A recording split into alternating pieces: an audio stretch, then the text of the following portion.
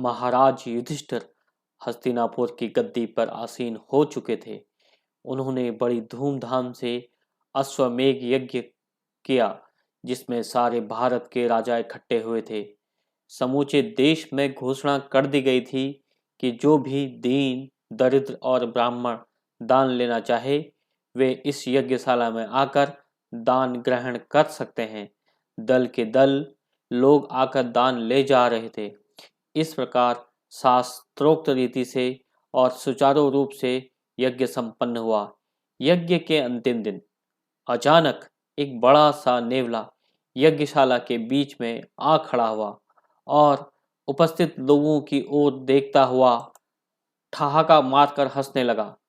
नेवले को इस प्रकार मनुष्य की तरह हंसते देख ब्राह्मणों में भय छा गया कि यह कोई भूत या पिशाच तो नहीं है जो यज्ञ में विघ्न डालने के लिए आया हो।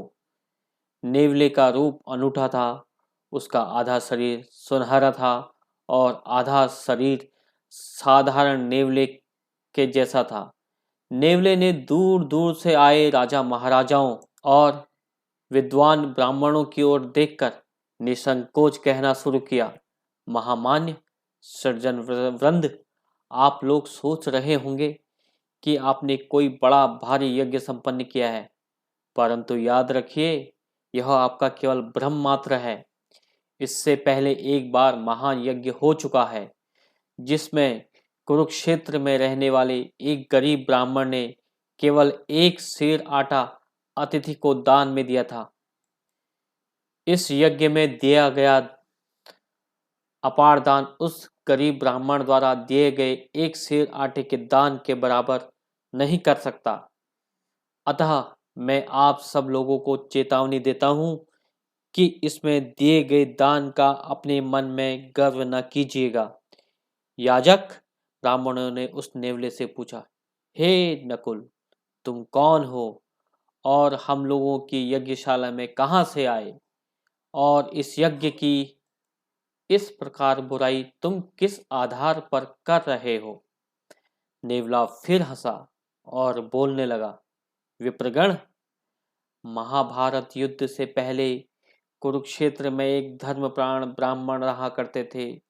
वे खेतों में गिरे हुए अन्न को बीन कर सपरिवार उसी से जीवन यापन किया करते थे। एक समय वहां घोर अकाल पड़ा, कोई फसल ही नहीं हो रही थी। ऐसे में खेतों में अन्न कहाँ से पाया जाता? परिवार को कई दिनों तक भूखा रहना पड़ता। एक दिन परिवार के चारों जन बहुत घूम फिर कर सेर भर ज्वार के दाने इकट्ठे कर पाए। घर आकर उसकी रोटी बनाई तथा भगवान को निवेदित कर भोजन ग्रहण करने बैठे। तभी एक अतिथि दरवाजे पर उपस्थित हुआ और भिक्षा की आवाज लगाई। ब्राह्मण ने उसे आदरपूर्वक बैठाया और अपने हिस्से की रोटी खाने के लिए दी। अतिथि असंतुष्ट ही रहा। तब उसकी पत्नी ने अपने कर्तव्यों का स्मरण कर अपना हिस्सा भी उसे दे दिया। अतिथि के मुख को देखकर पुत्र ने भी अपना दायित्व समझ अपना हिस्सा उसे अर्पित कर दिया। फिर पुत्र वधू ने भी अपना हिस्सा उसे दे दिया। उसे खाकर अतिथि तृप्त हो बहुत प्रसन्न हुए और बोले, आपने अपने शक्ति के अनुकूल पवित्र हृदय से जो दान दिया, उसे पाकर मैं बहुत संतुष्ट हुआ। आपका दिया गया दान अद्भुत है, निराला है। सैकड़ों राजसूय यज्ञ और अश्वमेध यज्ञ भी आपके इस दान की बराबरी नहीं कर सकेंगे। प्रायः यह देखा जाता है कि भूख से विवेक नष्ट हो जाता है और धार्मिकता का विचार जाता रहता है, परंतु आपने भूखे रहते हुए भी स्वजन प्रेम से धर्म को ही अधिक महत्व दिया।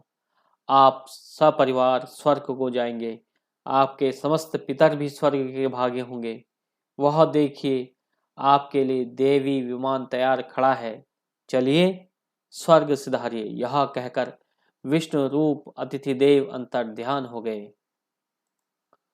उस ब्राह्मण की कथा सुनाकर नेवला बोला, विप्रगण, उस ब्राह्मण के आटे का थोड़ा सा भाग मेरे शरीर को छू गया था।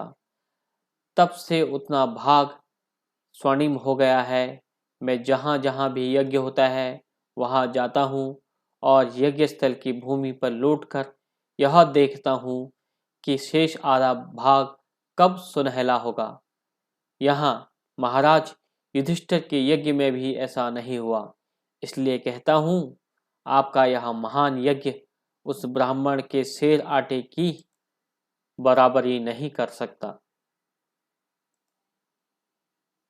धन्यवाद।